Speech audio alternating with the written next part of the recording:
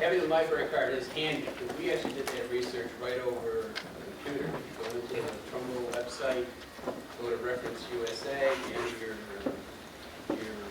library card info, and you're off and running. Okay, and I just wanted to mention, she said we're here on December 12th. That's going to be Doug Rowdy. He's going to be covering his sales and selling topics. January 16th, we have Dr. Harvey Hoffman here, and he's going to be talking about business planning and SWOT analysis. So that's something that anybody who's planning on opening a business, or if you've been in business, it's good to take a strategic look at what the future looks like. So using SWOT analysis would be very helpful. All right, so now we'll get to tonight. Tonight is financial management and cost containment, presented by Peter Callion. Peter just both happen to live in Trumbull, but we're part of an organization that covers from Greenwich up to Shelton, and we have about 100 different mentors and volunteers that help us out. And the topic, changing time, cost reduction and changing time, it became a very popular topic for us like 4 years ago for our education efforts, because it was a time where businesses, especially small businesses, had to pivot and do some drastic measures really to address the situation. And I remember we had a place that made vodka. His restaurant and bar sales dried completely up, and he had to pivot and started making alcohol-based hand sanitizers, doing curbside pickup direct to consumers, etc. So it's a topic that's still relevant today. So, by the way, I'm Tim Ryan. I'm the host, one of the hosts today, and I'm going to give you just a little info on SCORE. SCORE is funded by a grant from the Small Business Administration, so all of our services are free. There's about 300 SCORE offices in the U.S., 1,000 volunteers. Fairfield County SCORE covers, like I said, from Greenwich to Shelton, and is one of the largest and highest rated chapters in the nation, with over 100 volunteers comprising a wide range of expertise. We offer free value-added services to small business. First, we provide free mentoring, one-on-one. If you don't have a SCORE mentor, why not? I don't know why not. Second, we provide over 100 education events like this throughout the year on topics of interest to small businesses. And third, we have extensive resources on our website to help you build your business plan and financial projections to make yourself successful. With that, I'd like to ask the rep from Trumbull Economic Development Department to say a few words. This is Gia Mantillo. Hi, welcome everybody.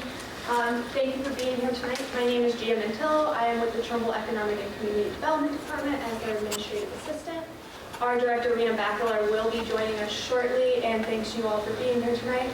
Unfortunately, our first selectman, Vicki H. Soro, had a family obligation, is not able to join us, but she wanted to extend her gratitude to you all for your contributions to our business community.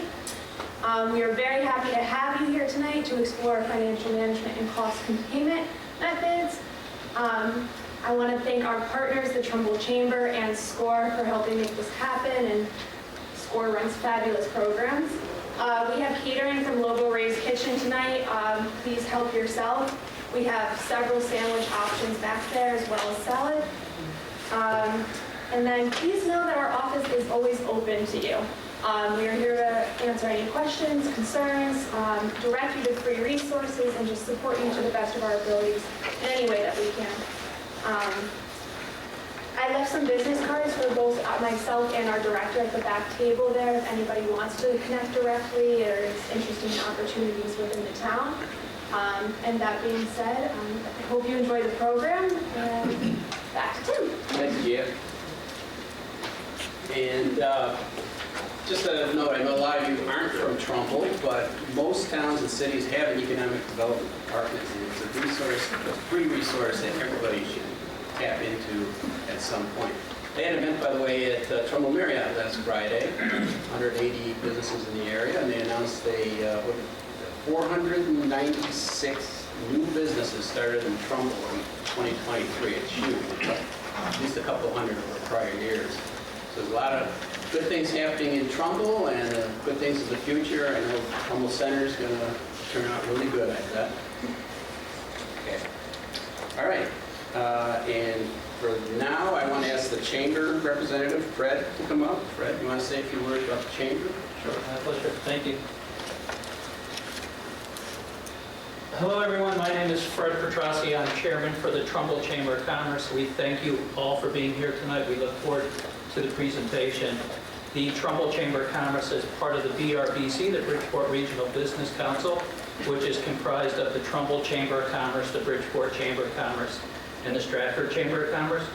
Together, we are the small business community in each town.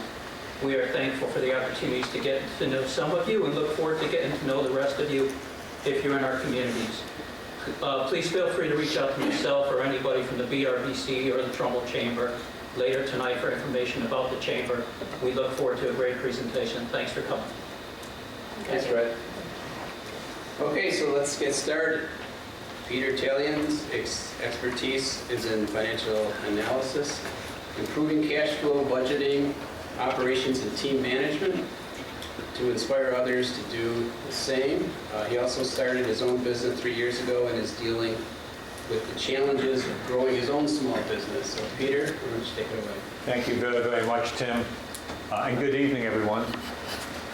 My name is Peter Talian. I've been a SCORE mentor for 3.5 years, and I have been a small business person for the last 3.5 years as well. Before I moved into my own business, I worked in corporations as a chief financial officer and general manager in companies around the country and businesses around the world. And I'm really delighted that all of you have a chance to come and join us this evening. It's a pleasure to have you. Let me just emphasize the value of what you have heard from the Regional Chamber of Commerce, from the Economic Development, and from Tim on SCORE. There are a tremendous amount of resources available to each and every one of you to help you start a successful business. There is a tremendous amount of money available, time and energy and volunteers available to help you start the businesses. So this is a very, very good time to start a business and to build a business in Connecticut, in Bridgeport, in Trumbull, in Stamford, around the state. The state is highly motivated to make businesses successful. I will once again put in a plug for SCORE. SCORE is a volunteer organization that exists nationwide. It works with the Small Business Administration to help people like you to start businesses, grow businesses, expand businesses. And what you have is you have experienced business people of all ages, men and women, all types of experience and background, who work with people who want to start a business and grow a business. It's a free service, and we do it because we enjoy working with people who are starting businesses. I've been involved in SCORE for 3.5 years. I've worked with over 40 different entrepreneurs to start their businesses and grow their businesses. Some of them are in the audience this evening, and I appreciate you coming up to listen to me. And the SCORE program works to help you drive your business forward. So what we're going to do this evening is I'm going to give you some basics on building your business, some basics on financials, some basics on cost containment. We will send the presentation to you electronically if you are interested, and if you leave your email on the registration. There is more material in the presentation than I will get to this evening, but it's an information-rich presentation. I also strongly advise you to go to the SCORE website. It is a wide, wide world of relevant information, seminars, webinars that you can use, and they are very, very practical and topical that you can use. So it's a tremendous resource out there. So what I'd like to do is let's get started. What I'd like to do, since we've got a large audience, we're not necessarily going to go through an introduction about every one of you in the audience, but let me ask by a show of hands, how many of you have an active ongoing business at this point? Okay. How many of you are at the planning stages? You're thinking about a business and you're about ready to go into business? About to launch. Okay, we've got somebody here about to launch a business, about to launch a business. So it's a very exciting time for you, a very nerve-wracking time for you. I can imagine that. And how many people have had an ongoing business for 3 or more years? Okay, so you are successful business people. You've had the business now for many years. You've had the ups and downs. You've gone through COVID and beyond in terms of making your business work successfully. Let me just pick on a couple people. I think you said that you've been in business for over 3 years? 15 years. 15 years. Can you just stand up for a moment and just briefly describe to our audience in terms of what your business is? I'm a veterinarian and I'm an in-home euthanasia service. We're expanding into creating a pet loss center and an aquamation facility. Okay, very, very interesting. And can I pick on you here in the front row? You're about to launch a business. Can you just stand up and tell people what the business is that you're about to launch? Hi, Monique Lorenzo. The name of my business is Divinity Adelina LLC. We are a faith-based organization. We provide services for a boutique, so you can get faith-based affirmative gear, consulting, coaching, and resources. Very good. And I think in the back row, ma'am, you said you were about to start a business as well, or launch a business? No. No? Okay. You're going to launch a business? Yes. Okay, can you just stand up and tell the audience what business it is that you're going to launch? My name is Titus Logan, and I'm about to have a revolutionary idea of a shovel, an ergonomic shovel, which is, instead of using the old shovel, I've invented a process where you use a shock absorber in the shaft to prevent people from injuring themselves. Your elbow, your wrists, your arms, your elbows, your shoulders. And I'm in the process of, I've already had the patent on it. I have 2 patents on it actually, so I'm just about to launch. Very good. So what you're hearing is the enthusiasm, the passion of launching a business. This gentleman's going to start a product business. This lady is starting a service business. That lady over there has started a successful business and is looking to expand. In the back row, one of the people that I've worked with is in the building and construction business and wants to take over a family business and grow a family business. So there's a very, very wide variety of different businesses that people are in and at different stages of those businesses. So let's get into some of the basics in terms of the financials, regardless of where you are in terms of the stage of your business that we're going to talk about.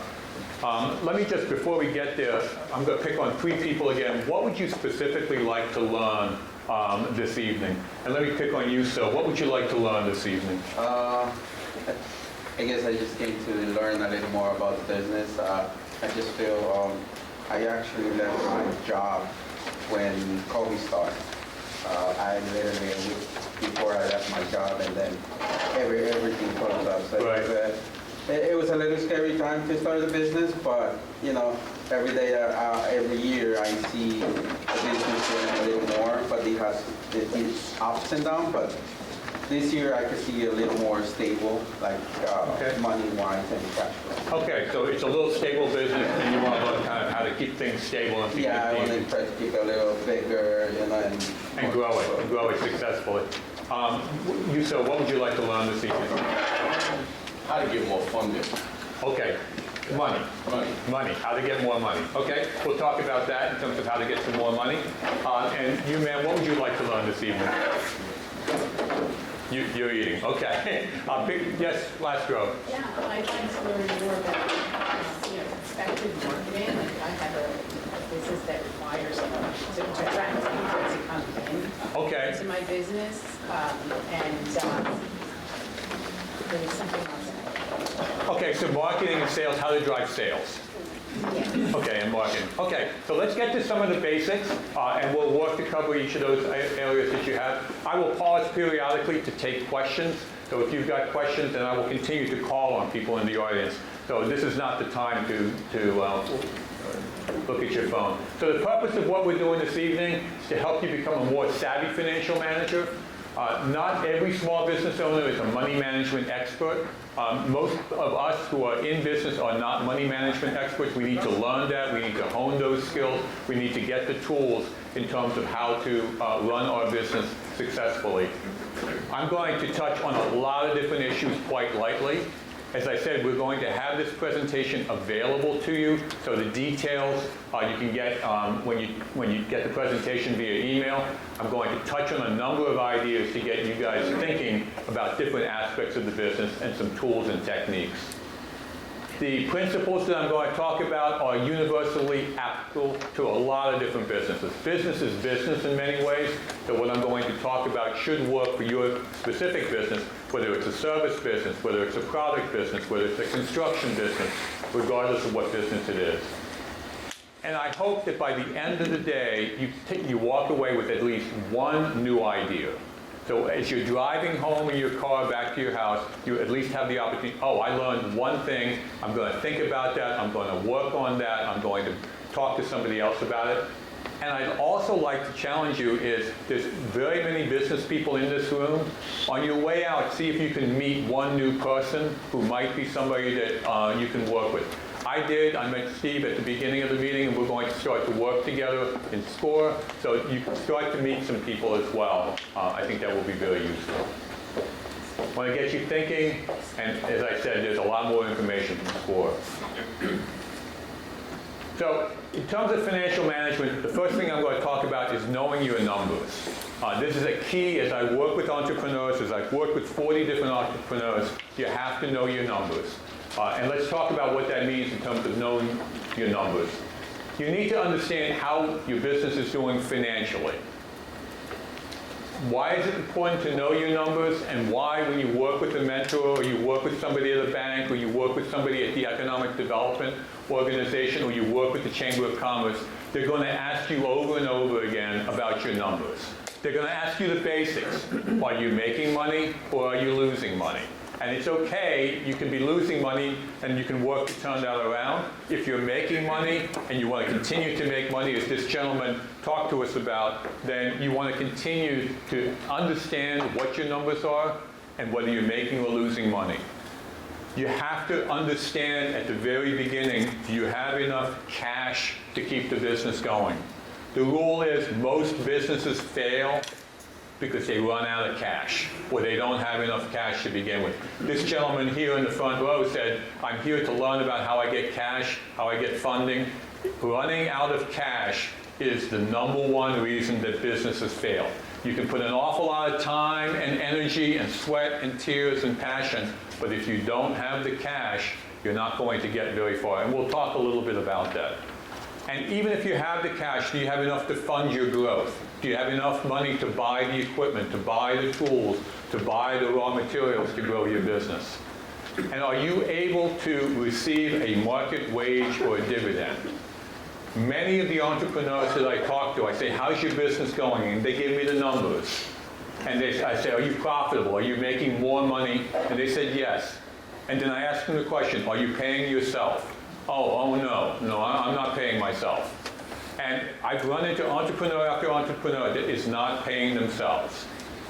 When you spend time on something and you're not paying yourself, that's called a hobby, okay? You may be very, very in love with it. People may be encouraging you. You may love doing it. But if you're not drawing a salary, if you're not drawing a wage, if you're not paying yourself, it's a hobby. And I run into many entrepreneurs that I've worked with who do not pay themselves a wage. And I say, why don't you pay yourself a wage? And some say, I don't have the money. I barely can make this go. I can't pay myself a wage. And then we work together to try to restructure the business so they can pay themselves a wage. Or they employ family members, and they say, I said, do you pay your family members? No. Why? Well, because I can't afford it. So a business is, by definition, something where you pay the people who are working on it a wage. You may not pay them a lot, but if you don't get paid and you don't pay yourself, you've got yourself a very interesting hobby.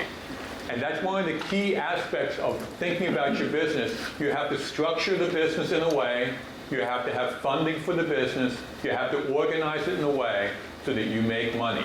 The purpose of a business is making money, including yourself as the owner. And you kind of have to get over the hurdle of, I'm not going to pay myself. Then you've got to work with a mentor, you've got to work with advisors, so you get to the point where you can pay yourself some money. It's a lot of detailed work in terms of running a business, and those of you who've been in business for 15 years, as the lady who's the vet, know that you've got a lot of detailed work in terms of keeping track of the money. You have to count the money. You have to know where your money's coming in and where it's going. And essentially, as the chart says, it's a money clearinghouse. Money comes in, money goes out. Money comes in, money goes out. And you have to understand what the flow of the money is. Who are you paying and who's paying you? Where are you getting the money and who are you paying? So you've got to keep track of that, and you've got to make sure that as a money decision maker, you've got to keep track of it and keep your hands on it and know where it is, and you have to know the details. The people that I work with who I say, can you give me a financial statement? And they say, well, I don't have that. I don't keep my books. We'll talk about that in a moment. Once again, that's not a successful business. You need good information to make the good decisions. Now, there's a lot of technology out there in terms of financial management. There's a lot of services on the web. There's a lot of software out there to keep track of the money that you make, the financial management of the business that you are either running today or you want to start. And the thing with technology, it can really help you, and you need to use it, but at the end of the day, you need to know your numbers yourself. You have to be able to do it yourself on a pencil and a piece of paper basis so you know what your numbers are. Putting it into a complicated spreadsheet or putting it into a complicated app on your phone isn't going to help you understand and run the business. It will help you, but you need to understand what your numbers are and how they work, and you have to be able to do the numbers. I've run into business people that talk about, well, where's your numbers? Who knows your numbers? And I say, well, I've got a bookkeeper or an accountant. Some people are lucky enough to have that. And I said, so who knows your numbers? And they said, well, the bookkeeper does, or the accountant does. And I said, well, do you know your numbers? And they say, no, that's why I have a bookkeeper and an accountant. The people who own successful businesses know their numbers. They know them in detail, and they can have a bookkeeper or an accountant help them, but they need to understand what their numbers are. You have to still, as the blue box says at the bottom, you still have to check everything for accuracy. You have to know your numbers. There's a lot of financial terms in terms of running a business. You'll hear sometimes generally accepted accounting principles called GAAP. These are the accounting rules that when you have books put together by a bookkeeper or you do it yourself, there are rules of how you put your financials together. Everybody follows the same rules. They all follow the same generally accepted accounting principles. You don't have to be an expert at it, but you need to know the basics of how the books work and how you're doing the accounting. Some of the other terms that you will see as you become a business owner are things called LIFO and FIFO. LIFO means last in, first out. That has to do if you own a business where you have a product and how you keep your inventory. FIFO is first in, first out. It's another way of just keeping track of your inventory and your inventory accounting. You'll hear people talk about COGS. Okay, well, my COGS is not good. COGS is cost of goods sold. It's the cost of the material that you buy for further resale. And at the end of the day, all the numbers, whether you do it yourself or you have a bookkeeper to help you do it, everything has to balance. The money coming in and the money going out, you have to know what the difference is, what's coming in, what's going out, what you have bought and what it's worth and what you have sold it for. And very, very importantly, you have to be able to fully disclose what a complete picture is. You have to be upfront. And I've had people who do their books and they're not honest with themselves. They don't record every expense or they don't record it accurately. And be honest with yourself in terms of what the numbers are, how your business is doing, because at that point, you can start to make decisions that will help you. So the people who have ongoing businesses, let me pick on you for a moment again. If I could pick on the vet, how do you keep your books and records? Do you have an accountant? Do you do it yourself? How do you do your books and records? Self-accountant, bookkeeper, financial manager, and QuickBooks. So you have a team? We have a team. Okay. But do you know your numbers? Most of them. Most of your numbers. Okay, okay. So this lady who has a business that's been around for 15 years, has a team of people that she works with. It's a bigger business. It's been going on, but she knows the numbers. I believe, sir, you also have a business? Yes. Okay, so who keeps the books on your business? How do you keep your books and records? Me and an accountant, but I don't have like a straight answer for like money-wise. Okay, you don't have a straight answer. Yeah, like I mean, I cannot give you a straight, how can I say it, numbers, yes. Oh, okay, so thank you very much for being so frank and candid. So you have a bookkeeper that you work with, Yes. but you're being honest, you can't quite tell me if I asked you what the numbers Yes. were. Okay, you trust the bookkeeper?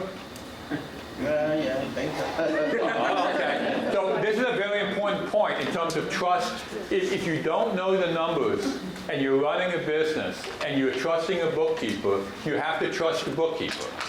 Because that bookkeeper then has their hands on your money.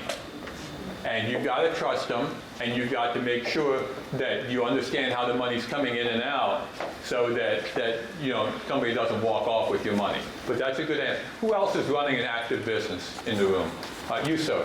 Who does your books and records? I do. You do? Yeah. And what tool do you use? Spreadsheet.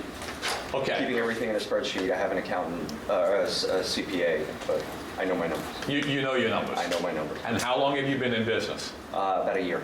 Okay, and what is your business? I'm a marketing consultant. You're a marketing consultant? Yeah. Okay, there's a lady who needs marketing help down the road from you, just FYI. I'm also targeting medical, including veterinarians as well. Okay, you have another contact. So before you walk out of the room... See you later. Yeah, see you later, see you later. So this gentleman's been in business for a year. He keeps his business records on a spreadsheet, which is fine. And he's proud to say he knows his numbers, okay? Even though he has a bookkeeper and an accountant. Who else is running an active business at this point? Yes, ma'am. How do you keep your books and records? Your husband, okay. So she points to the right. I assume you trust him. Yes, I trust him. Okay, you trust him. How do you keep the... We use QuickBooks. I do have a bookkeeper and a CPA that does taxes. Okay, so once again, the model here is he keeps his own books on QuickBooks, so he's doing it himself. He has an accountant, and he has somebody doing taxes. What you will find is people who have successful ongoing businesses they know their numbers. A number of them have an accountant, and most of them have somebody doing the taxes. In my experience in working with entrepreneurs, having somebody help you with taxes is very, very important. Taxes are a miserable curse that is almost impossible for anybody to understand except people who do it for a living. And I've run into entrepreneurs, and in my own private practice, because I'm also a small business man, and I consult with people that's how I make my living. Have you paid your taxes? No. What do you mean you haven't paid your taxes? Well, I'll get to it, or I don't have an accountant. Those people get in trouble.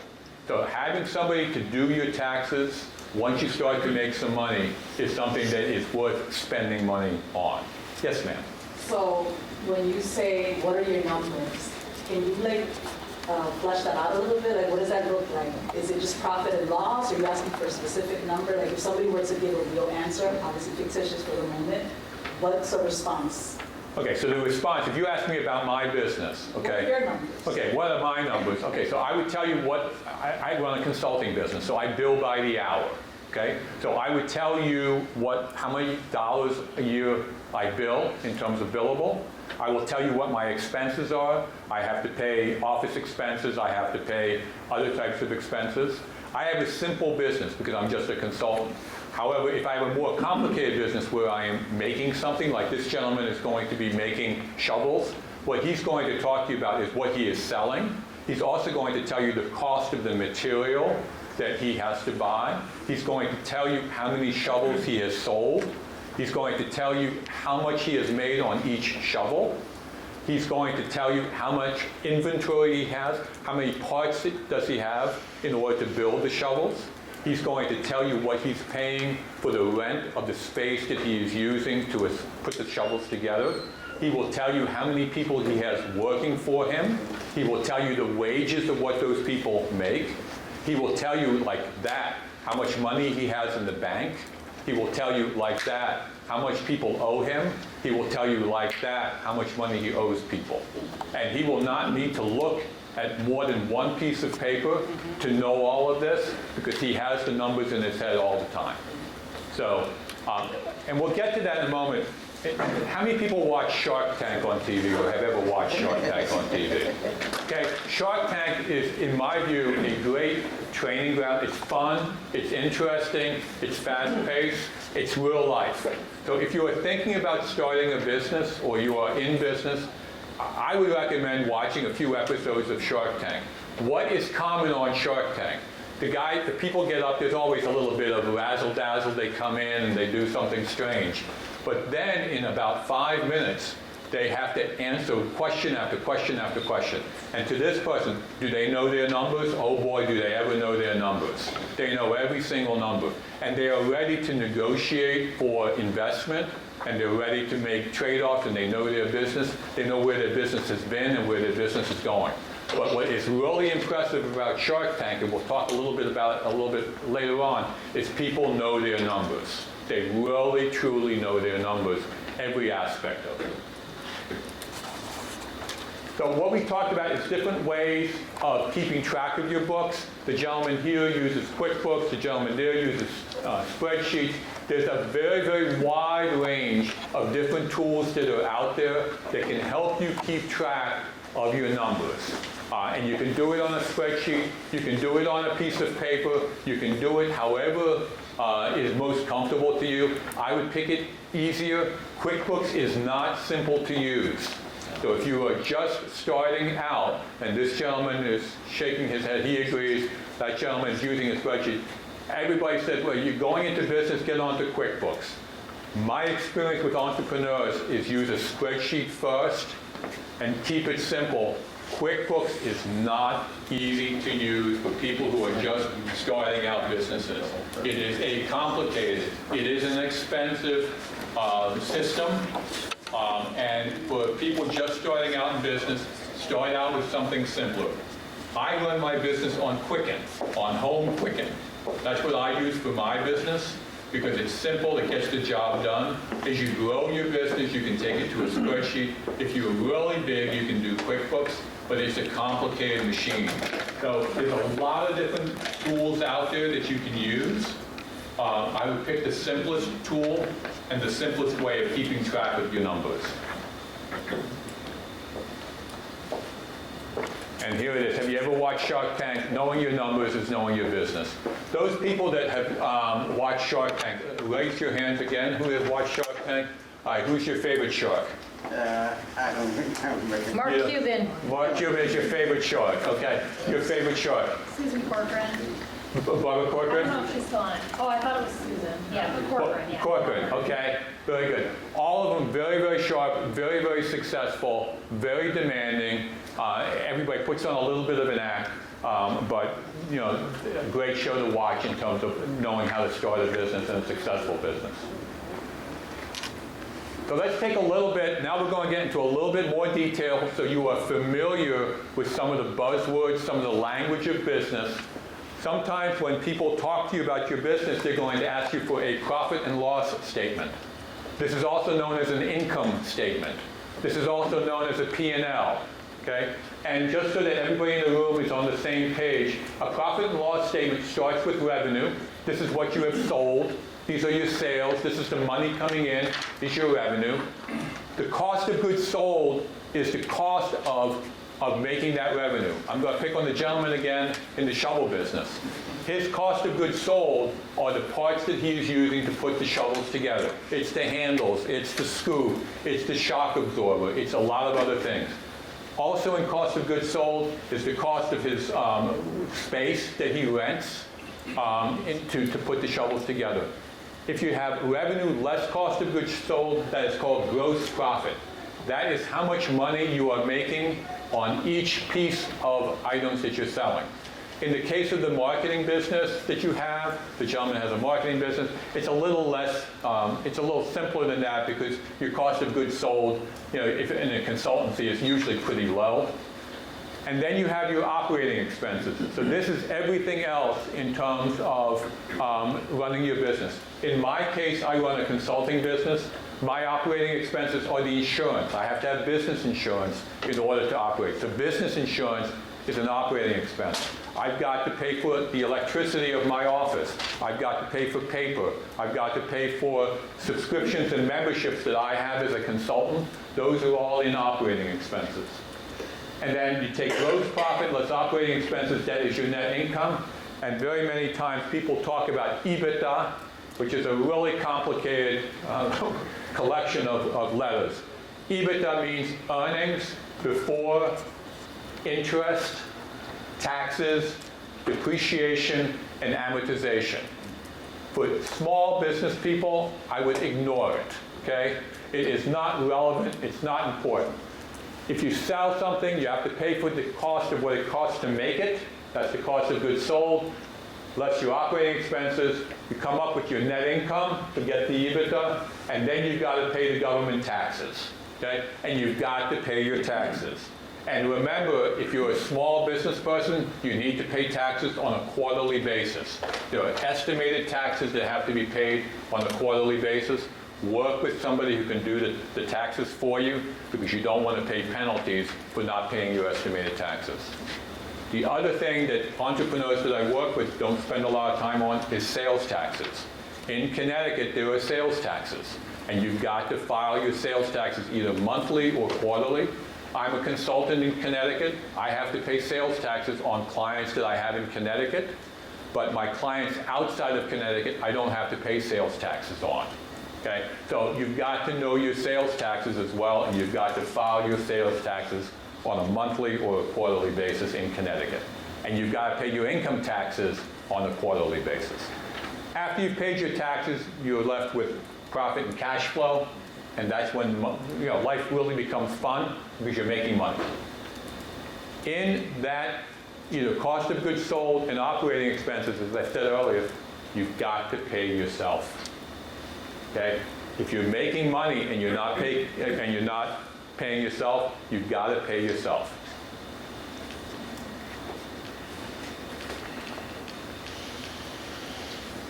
Revenue, the top line, the lifeblood of the businesses. Okay? Always focus on how to increase your sales. Okay? What are the largest sources of sales, and which are growing the fastest? Which are the most and least profitable? Which customers are the most and least profitable? So I'm going to pick on our friend the vet here. Okay? As you talk about the different types of sales that you have, can you tell the audience the different types of sales that you have? Just briefly describe what your business looks like. We go to people's homes, we euthanize their companion animals, and then we offer aftercare. So they can have a choice of having ashes returned to them or not returned to them. And do you have different products that you offer, different packages? We do, with different urns and different memorial products. Okay. And how do you know which are the more profitable and less profitable urns and different products that you have? Okay. And how do you know that? Because I know the numbers. Because you know the numbers. Okay. That was a trick question. Okay. And are some customers more profitable for you than others? Yes. Okay. Which customers are more profitable to you, and why?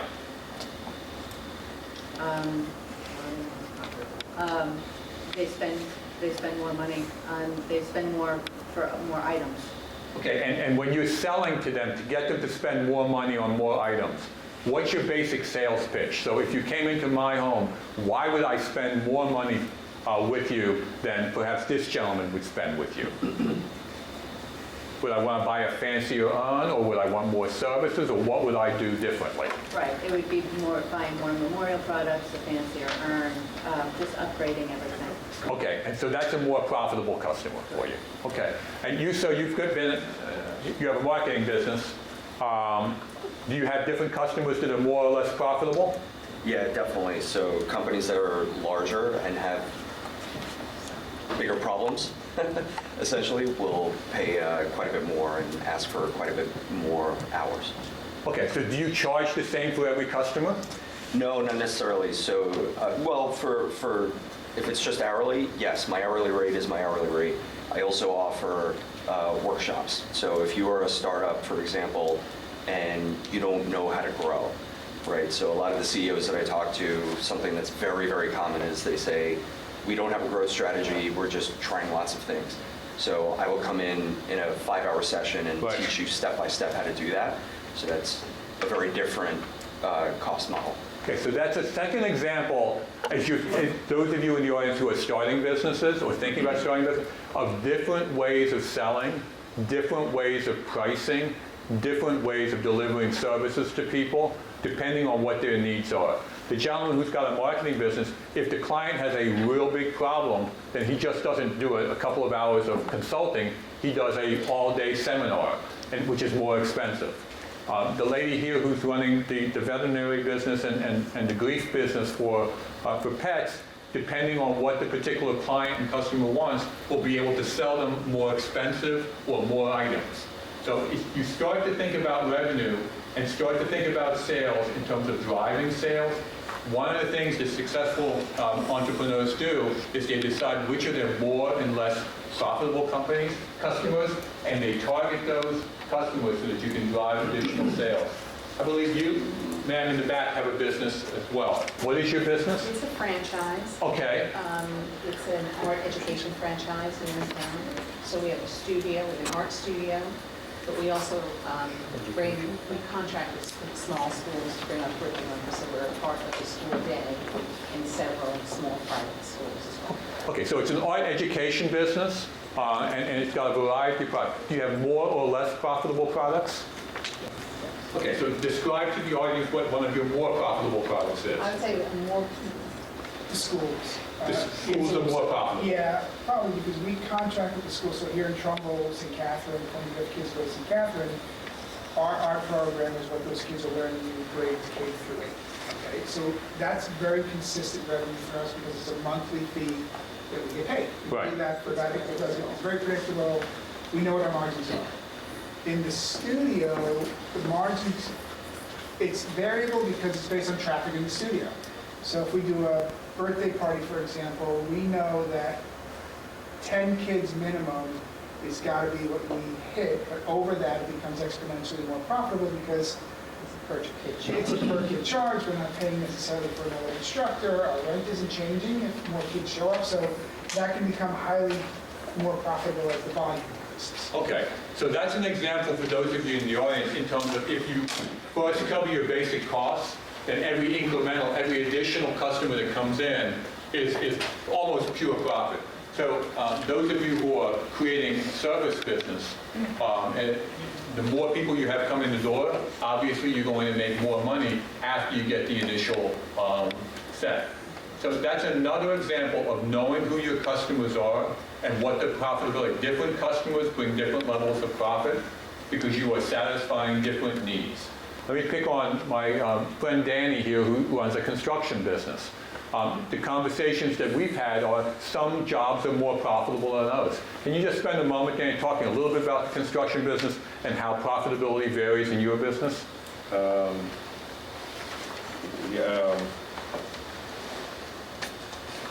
You were talking bathrooms, for example, are not particularly great money makers. Kitchens are better money makers. For the bathrooms, I have a lot of subs that I have to pay.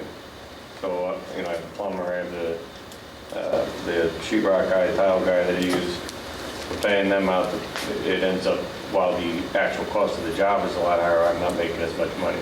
Because you've got a lot of people you've got to pay. Yeah. So that's another example of taking different jobs and different levels of profitability, depending on how many people you need in order to get that job done. So the message behind this chart is, as you're thinking about building or growing your business, think about who your customers are, think about the products that you are selling, and successful business people have a variety of products that they sell to a variety of customers and make a variety of money. And if you know your numbers, you're going to concentrate on where you make money. The lady and gentleman who run the art education business, the most profitable one are schools. So what they're going to focus their time on is continuing to grow schools, okay? And that's where the money comes from. Consider diversifying new products and service lines.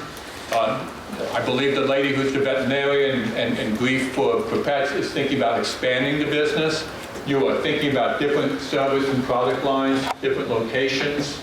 and you have a mobile business, so the locations can continue to expand. And new types of customers are all ways of continuing to drive the revenue that you have. Customer loyalty is absolutely key. Those of you who are in business know how hard it is to win new customers and to keep new customers. I started my business 3 years ago. I started with one client. Those of you who have started customers know the thrill of getting your first client. All of a sudden, you're in business, okay? It's very, very hard to get that first client. I got my first client because I knew the person. I had worked with them when I was in the corporate world. They were a vendor. And when I left the corporate world, they always said, hey, when you leave corporate life, I'd love to work with you. So the day came I left, and I said, you remember all the times you said that you love to work with? Well, guess what? Here I am, and I want to work with you. And they picked me up. And having your first client means that you've got a business. And it gives you an incredible amount of self-confidence.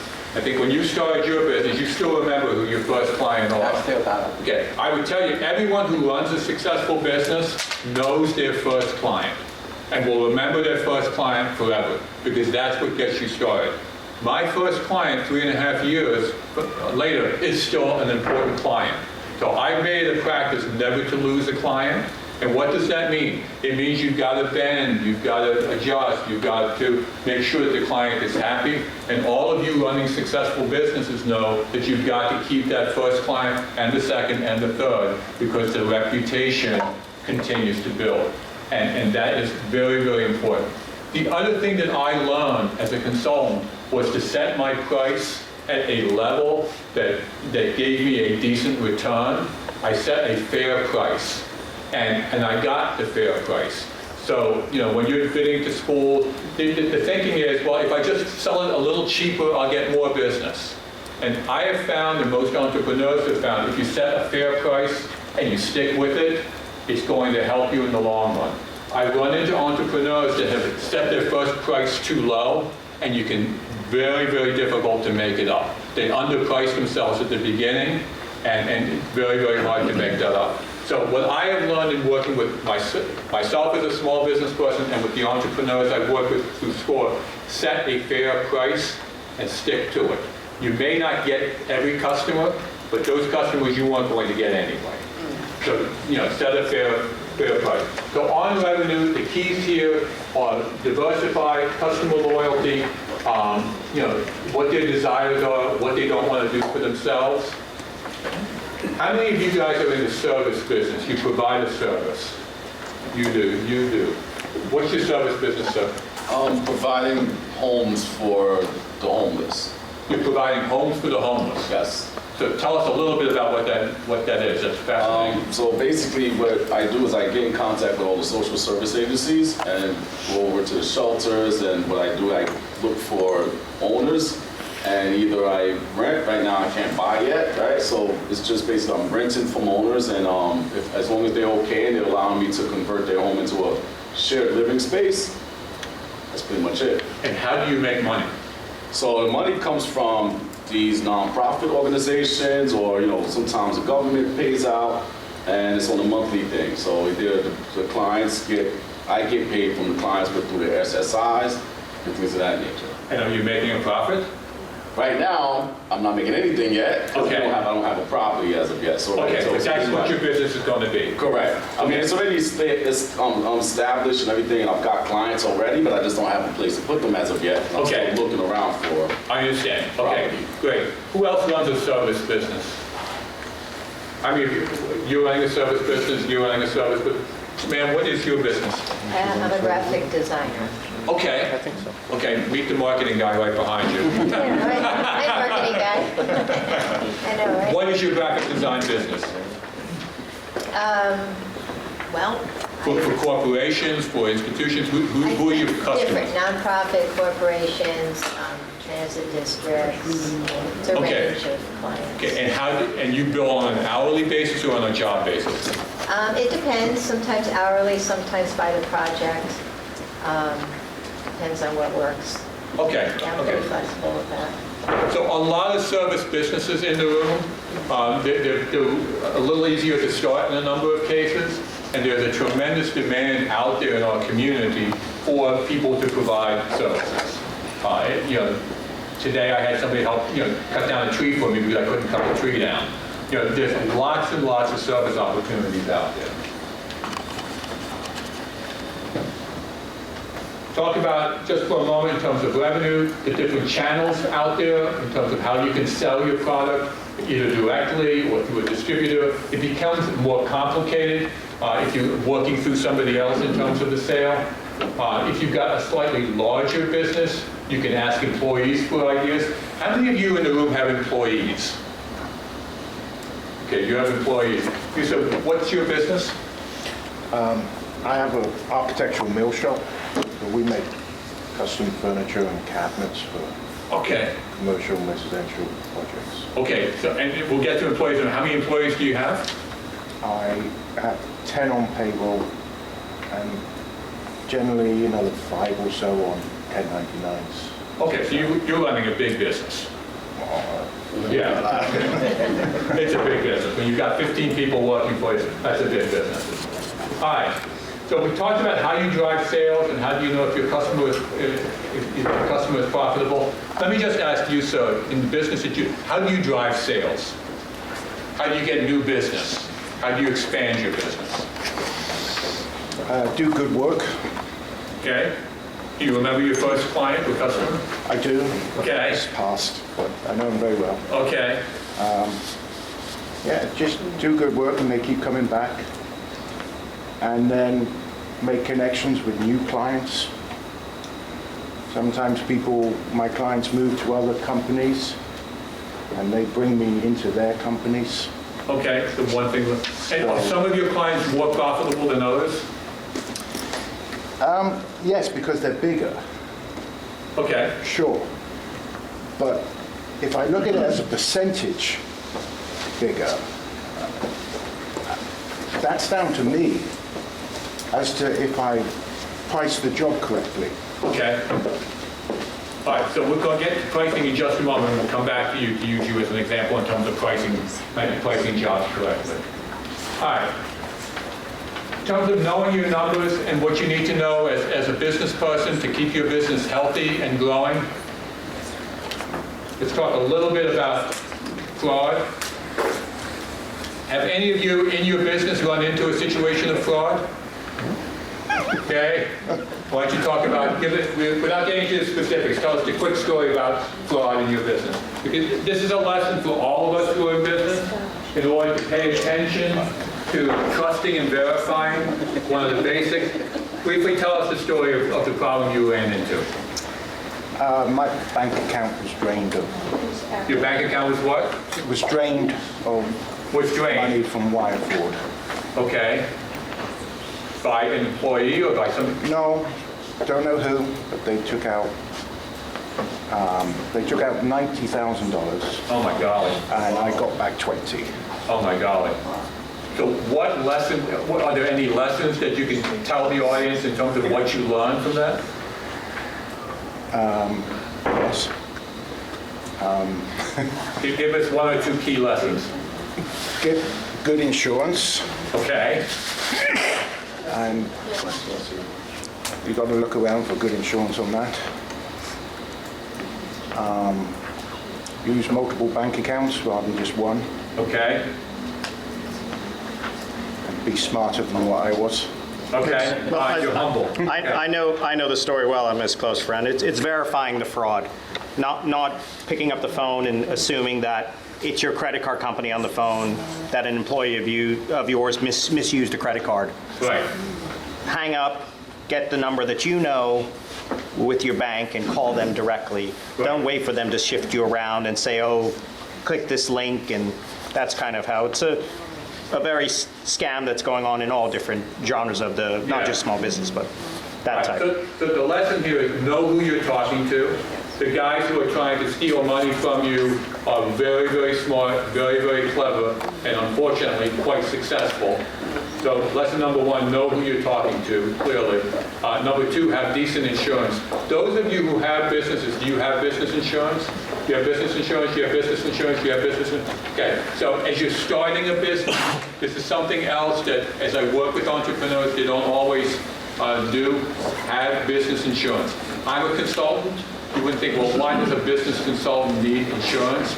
And you need liability insurance? Because you never know. It doesn't cost a lot. Yes, sir. So I also have business liability insurance. Is that different from business insurance? And is that different from fraud insurance?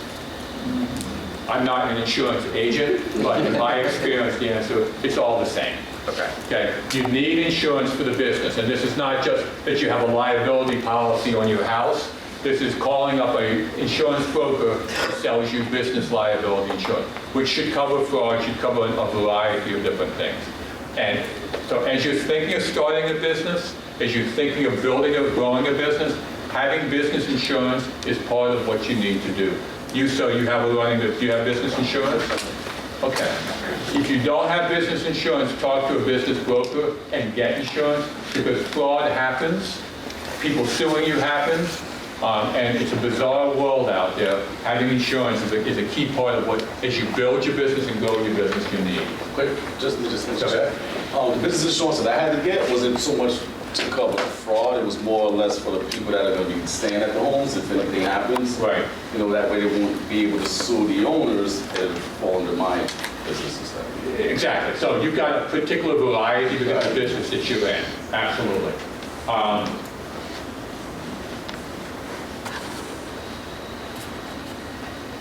Let's talk a little bit about pricing, which is all about driving sales. Pricing, you know, we talked a little bit about how you price and how you price. Let me ask the folks that are running the franchise. Spend a moment telling our audience, how do you price your product? How do you determine what the price is? Well, we are supplied by the franchise with pricing spreadsheets. And so, you know, we plug in certain numbers like how many children, the cost of the projects that we're going to be making with them, the hourly cost of the teacher that's going to be teaching it. So they give you a formula? Yeah. Okay. Then, how do you price? How do you set the prices for the products that you sell and the services that you provide? We make sure that we cover all costs. And we look at the competition as far as emergency clinics versus veterinary hospitals. We know that we're a concierge service, so we set ours approximately just a little bit above. Okay, so what's happening here as you start your business, it's pricing for value, the value that you provide, knowing what your market is, knowing what your competition is, and pricing for value, which is, you know, not just what your cost is plus, but what the value is of what you provide. You, sir, who runs the architectural, how do you set your prices? Ground up, I work out my cost of goods. Right. I estimate the amount of labor involved. I know my overheads. Yeah, you know your numbers. And I know that per day, per employee, so that gets factored into the final price, and then I have a profit margin. So that all comes up with a number. Right. Then that's my price. But that's quite sometimes different from what I think the value is that I can present to the customer. So do you ask for the value? Oh no, but I got a feeling what the value is. So why aren't you pricing to what the value is? It can be. Okay. It can be. But I got to know my price first. Sure. Sure. The point I'm trying to make is as you're setting the value may be higher than all the money, all the costs that you've added up plus a profit margin. And you want to go for the value. For example, so you're going to build ergonomic shovels.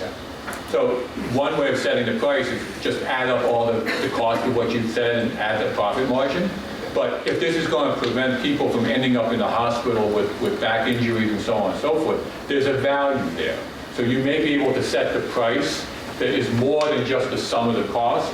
It's the value to the individual that is buying it. And I find in consulting business, I don't know how did you set the price that you charge in your consulting business? Yeah, so I have a couple different packages, like I said. So my hourly rate is based on what the market rate for what I do. Right. And then for my workshop, I charge a very premium price, but one of the benefits of working with me is that I aim to deliver at least a 3-to-1 ROI in all parts of my business, but that workshop for a 5-figure amount is going to return probably 10 to 20x over the course of the next 5 years of that business. Right. And then if I'm just, for example, I have a medical client, I run his Google ads and Facebook ads, I charge him, he's basically getting like a 12x ROI on my cost. So ROI is return on investment. It's how much somebody is getting back for the investment that they're making. And what this gentleman has done is that he's finding a way of charging for the value of what he brings. Okay? And on the graphics design, how do you do your pricing, ma'am, on your graphics design business? A lot of what I do comes down to time. So I determine what a fair rate is per hour. Now, if it's nonprofit, I adjust it a little bit versus if it's corporate. So I have a nonprofit rate, and then basically it comes down to time. So I just estimate how much time it's going to take to do a project, and then I'll give an estimate. But then I will let them know that if there's AAs, like changes that they want edits, that will be additional so much an hour. I see. I understand. Okay, so once again, the value that you provide. So the message is, for those of you who are going into business or going business, think about what the value is that you are providing and what it's worth to somebody, and then charge for that value as opposed to simply running up what the prices are. And you will end up with more money if you understand the value proposition of what it is that you're providing. So that's the whole message behind not selling a commodity and value pricing it, and it happens over and over, as we've seen in these particular examples.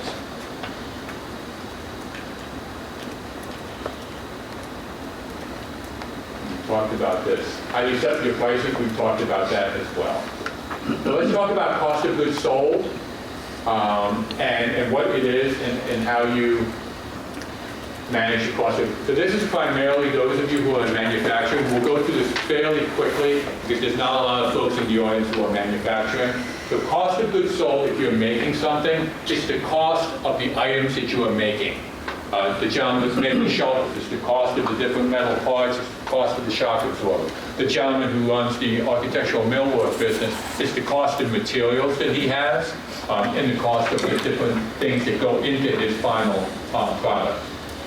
If you're making a profit or not in your sales, gross profit will tell you whether you're making money on it or not. Anybody else in the manufacturing business or thinking about getting into the manufacturing business in the room? Yes, sir. What product are you going to be making? Countertops. Pardon me? Countertops. Countertops? Yeah, so basically we get, it's an interesting point, because we get different numbers of the time for the different products. So it's not just one. Every time the sizes for our sheet slabs is always different, the prices are always different regardless of, so it always changes. So that's very, very interesting. So this gentleman's in the countertop business, which comes with a wide variety of different types of countertops, different styles, different quality, and so on and so forth.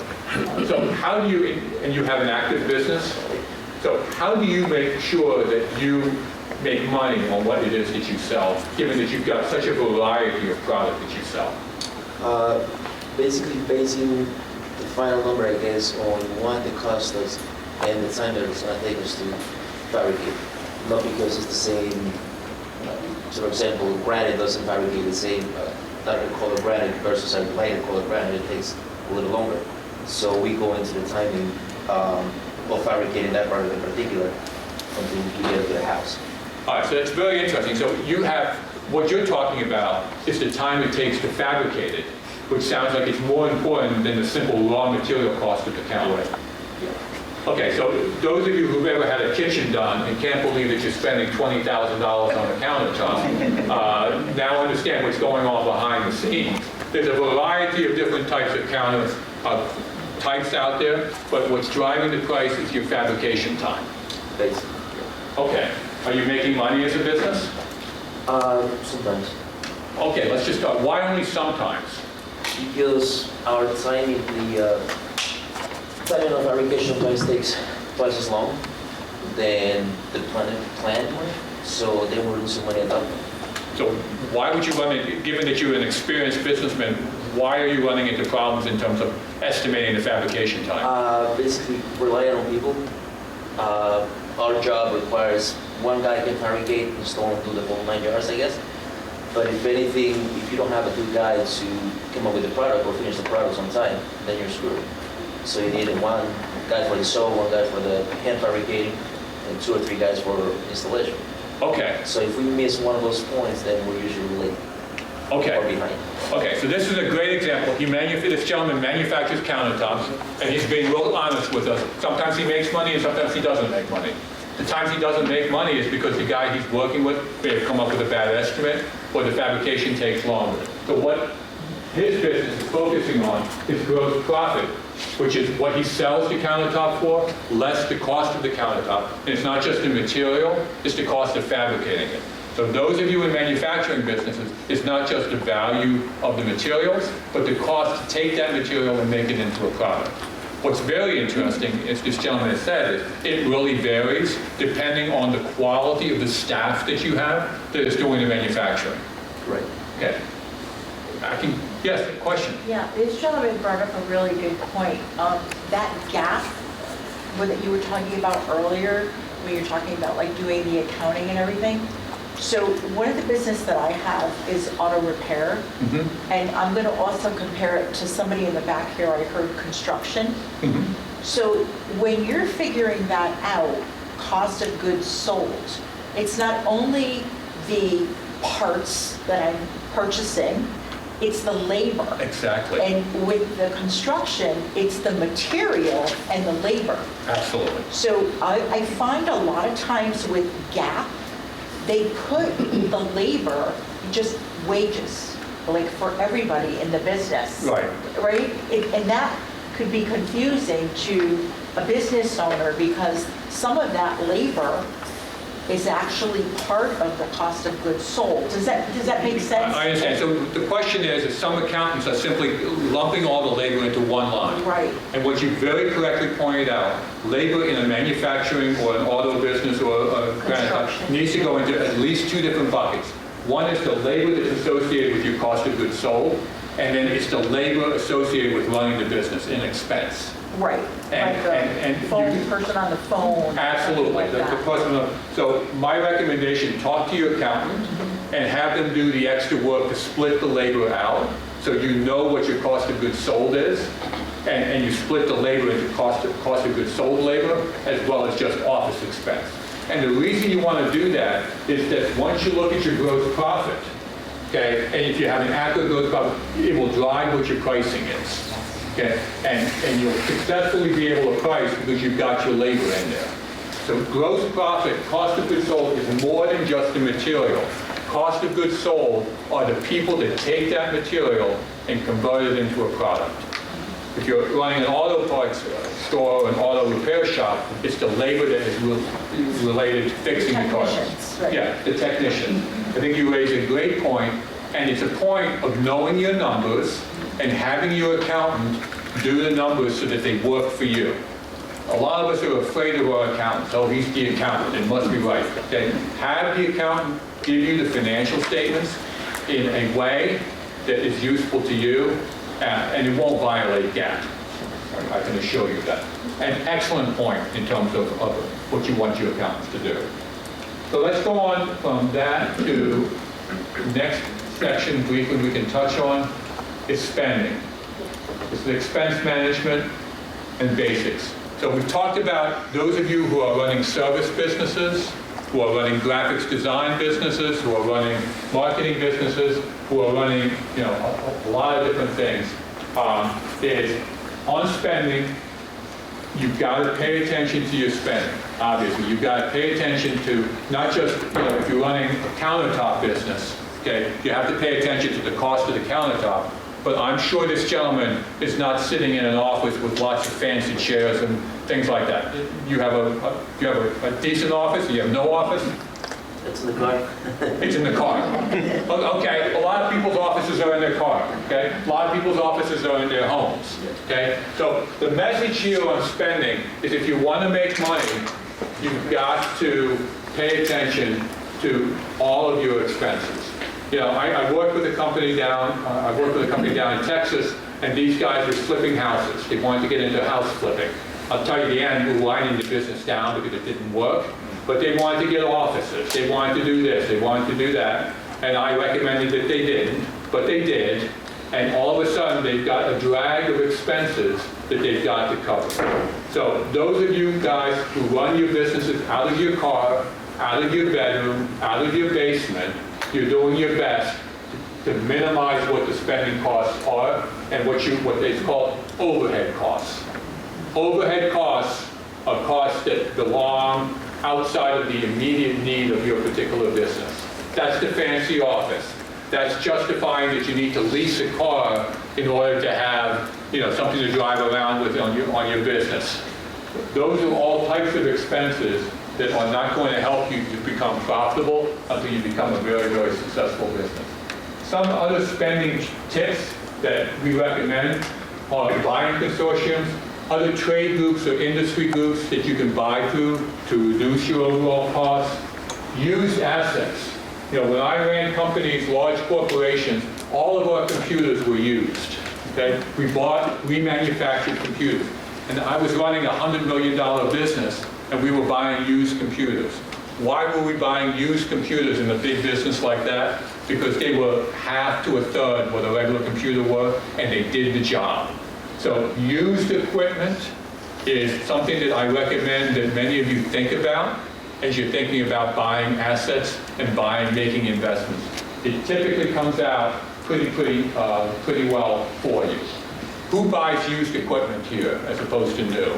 Okay, that gentleman, what are you buying used? Beds. I deal with the Goodwill a lot. Okay. Right? So they have secondhand plates, forks, things of that nature, dinette sets. Then I go to them and they just pretty much sell to me for really under money. Almost done. So who else is buying using yeah?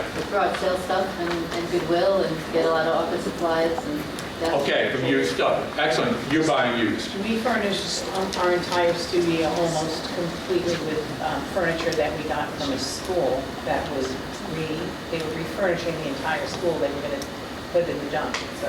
There you go. You were dumpster diving. No shame in that, okay? Okay? No shame in dumpster diving. Just make sure you pick the right dumpster. But you're buying used. Old successful businesses. This lady's been in business for 15 years, used. The gentleman is starting a business, used. The lady back there is running an art education business, used. Used. The companies I ran, big companies, used. Used computers. And we were developing technology, we were developing software, and that was our business. And why were we buying used? Because of the savings. So one, as you think about making money, making a profit, which is what all of you have to do if you're in business, buying used and buying parts of consortium trade groups, getting those discounts are something that it works for the clients that we work with, and we recommend it. The next thing on spending that we want to talk briefly about is, and this is kind of an obvious thing, don't spend money you don't have, okay? And the key there is to minimize the amount of investment that you make to get your business started. It says borrow for investments, not for expenses. An investment could be a piece of equipment that you need to run your business, an essential tool. It would still be a better idea to if you can get financing for it, to buy a used piece of equipment. Barter and trade. How many of you trade or barter for services? Anybody? Talk to us about that, Dan. What do you do? Well, with the construction, a lot of people that I go do stuff for. I need my computer fixed. I did built a closet for my buddy. He fixed my computer. Okay. The example there, he needed his computer fixed. You build a closet for somebody and they fix the computer. Those of you who are in business, trading off, doing favors for each other, bartering is another way in terms of stretching your dollar and making it work as efficiently as it possibly can. Doesn't always work out either. Right. It doesn't always work out either. It doesn't always work out. It doesn't always work out. Does the computer work? Yeah, the computer. The computer works, but the closet doesn't? I think he owes me more than just a computer person. Okay, so it wasn't quite a fair barter. Yeah. Okay. Well, you can always lock him in the closet that you built. Right. Okay, there you go. Let's spend a moment talking about a cost and an investment, okay? Because people use these terms interchangeably. The difference between a cost and an investment. Rent is a cost, okay? It will be higher for a better location, but it's also an investment that will generate more in sales if that's the particular business that you are in, if it's a store, okay? An investment is something that goes out over a long period of time and returns economic advantage to you over a long period of time. So if you run a lawn mowing business, an investment would be the lawnmower that you are using, okay? That is a particular investment. If you hire somebody to drive that lawnmower, that's a cost, okay? That's something that you spend day in and day out in order to run it. So you're running a lawn mowing company, the investment is in the lawn mowing piece of equipment, the one that spins around in 360 degrees. The cost is the person who is driving it. As you think about your businesses, driving your businesses, you need to think about what the cost is and what an investment is.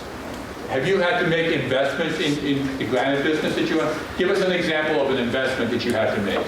A bridge sold 2 years ago, and a polisher machine a couple of years ago as well. Okay, so you made that, you bought a polishing machine, it's lasted you for many years? So far, yeah, it's just to put it at a different angle. So when you hand polish in a piece, it may take 2-3 hours. Right. When in a machine, you can take 15-20 minutes to run a piece. Okay, so that gives you, that investment will give you a payback because you can run it faster. Okay, so that's an example of an investment. The polishing machine, it gives him a return. He can take something that took him hours to do, it will come down to minutes. He can make money off of that particular investment. Did you buy new or used?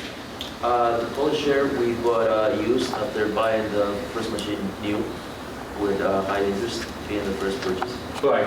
But we needed a machine anyway that was going to be reliable over the years since we had a long-term goal. Sure. So that's why we decided to buy the first machine new. Okay, so you bought new first and then used. Okay, so that's an example of an investment. And the man who is running that machine is an example of a cost. Okay. The other thing to think about on rent, anybody renting space, you said you must have rent. Okay. Okay. Do you have a long-term lease or a short-term lease or? I think it's a 5-year. A 5-year lease. Okay. Anybody else renting space? You rent space. How long is your lease? 5 years. 5 years. Anybody else renting space? You rent space. How long? 2 years. 2 years? 3 years? 2 years. Okay. All of us who rent space know that when you sign that lease, you are obligated for the entire lease term. So when you sign, an obligation on a piece of rental, you sign it for 5 years, even if you don't use it, you owe the landlord the money. Okay? And so what I have found, and in my experience, short-term leases may be a little bit more money per month, okay, but the overall obligation is less. And what you want to think about as an entrepreneur is minimizing the overall obligations that you have. So just think about long-term versus short-term leases. And the landlord always wants you in for as long as possible. And they're willing to say, well, if you sign a 10-year lease, I'm going to give you a 10% discount on the rent. But you have to realize you will then owe that man or woman 10 years worth of rent. And it's very, very, very, very hard to get out of leases. So one of the things as you think about rent, as you think about building a business, my advice is think about short-term, think about subletting, think about ways of looking at what the overall obligation is. See what else we've got here. Fixed versus variable expenses.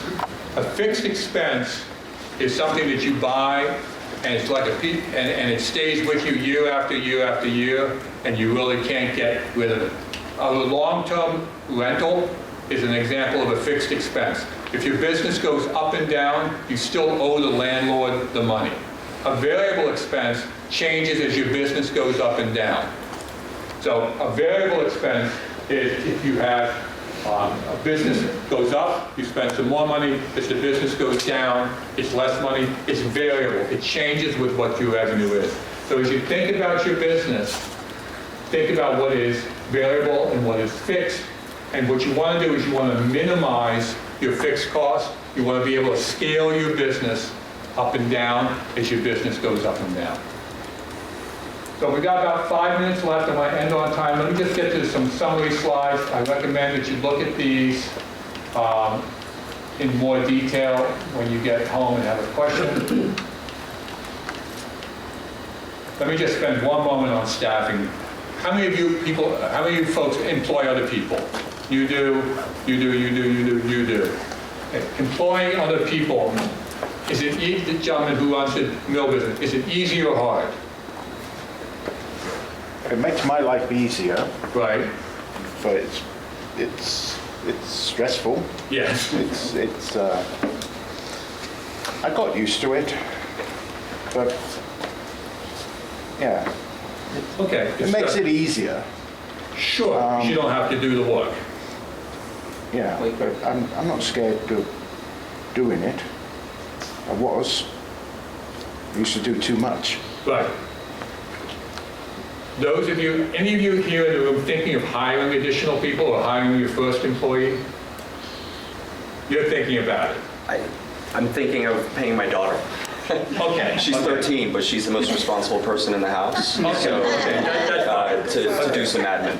Okay. Anybody else thinking of either hiring somebody for the first time or adding to their staff? I only have a person that does seasonal. So. Okay, a seasonal person. Yes. Okay, that's an example of a variable. They come when you need them and they go when you don't need them. Okay.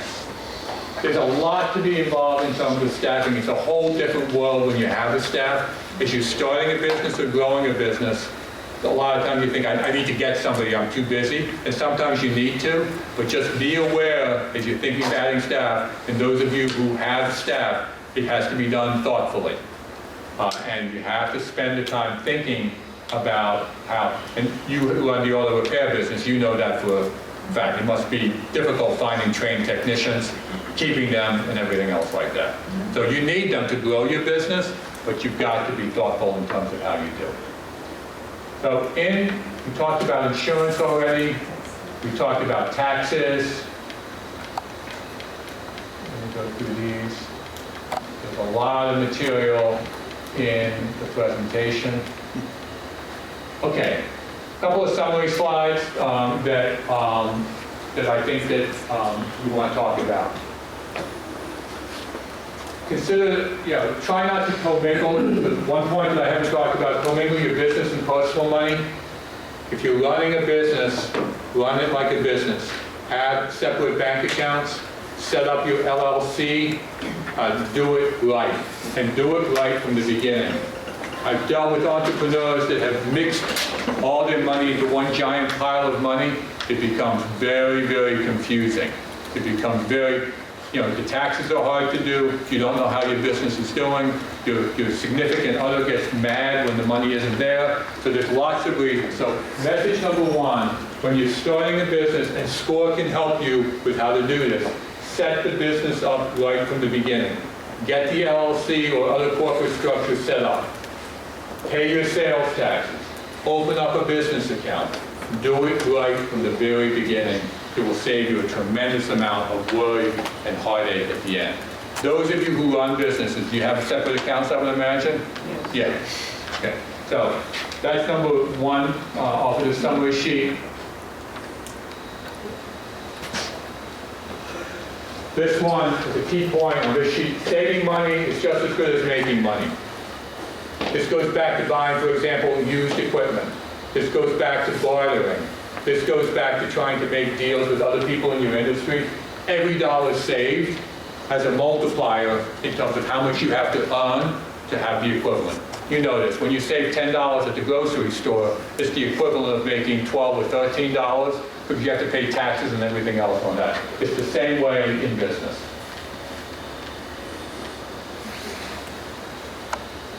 Seek professional advice from accountants or financial advisors to gain insight and guidance, such as tax planning, we've talked about that, financial analysis, and strategic decision-making. Those of you who need marketing help, talk to a marketing expert. Those of you who need tax help, talk to the tax expert.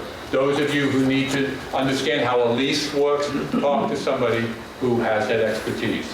Take advantage of the free resources that are out there. There is an enormous world of people who want to help you grow the business. People in SCORE, people in the economic development, people in the chamber. You know, there's an enormous world out there of people that want to help you grow your business and to be successful. You know, and it's good for the entire community. And finally, cultivate strong relationships with your customers, with your suppliers, with fellow business people. Come to events like this, meet other people, talk to other people. At the end of the day, like everything else in life, successful business people have very, very strong, successful relationships. That's the key, because then you can get help and you can get different ways of doing it and build on those relationships. So you'll get this presentation, it's 7:30. Thank you so very much for so actively participating. I We do really have time enjoyed for it. a few questions, but if you fill out the evaluation form, we'll be asking the questions. Yeah, the evaluation forms are important. Fill it out. You can change it. For those that need them. We even hand out free pens. Delighted. Thank you. Yeah. Yeah, look me up on my cell.